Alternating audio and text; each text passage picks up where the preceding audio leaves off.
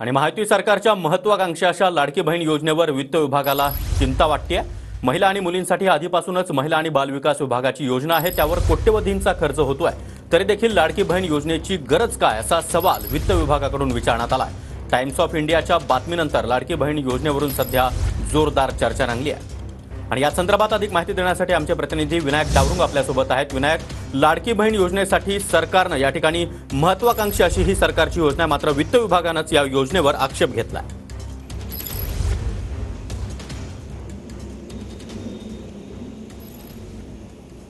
सागर बरोबर आहे। आपण जर पाहिलं तर मध्य प्रदेशच्या धर्तीवरती महाराष्ट्र सरकारने जे आहे ती लाडकी बहीण योजना ही योजना लागू केलेली आहे, परंतु वित्त विभागानेच यावरती प्रश्नचिन्ह जे आहे ते उपस्थित केले पाहायला मिळतात। सध्या आपण जर पाहिलं तर राज्याची आर्थिक स्थिती जी आहे ती ठीक नाहीये आणि अशा स्थितीमध्ये अशी एवढी मोठी योजना आणून भविष्यात कशा पद्धतीने निधीचा उभारणी केली जाईल किंवा काय उपाययोजना निधी वाढीसाठी केले जाईल अशा अनेक प्रश्न जे आहेत ते वित्त विभागाने उभे केल्याची माहिती जी आहे ती सूत्रांकडून मिळते। आपण जर पाहिलं तर राज्य सरकारने विधानसभा निवडणूक तोंडावर आहे आणि त्याआधीच ही योजना जी आहे ती जाहीर केलेली आहे। मोठा प्रतिसाद जो आहे तो योजनेला साहजिकच महिला वर्गांकडून मोठ्या प्रमाणात मिळतो। आतापर्यंत 40 लाखपेक्षा अधिक अर्ज जे आहेत ते या योजनेमध्ये आलेले पाहायला मिळतात। त्यामुळे हा खर्च पाहता राज्याची सध्याची आर्थिक स्थिती सुरळीत नाही आणि त्यानंतर एवढे मोठे योजना राबवणे कशा पद्धतीने योग्य आहे अशा अनेक प्रश्न जे आहेत ते वित्त विभागाने उभे केले पाहायला मिळतात। याआधी आपण जर पाहिलं तर महिला बाल कल्याण विभागाला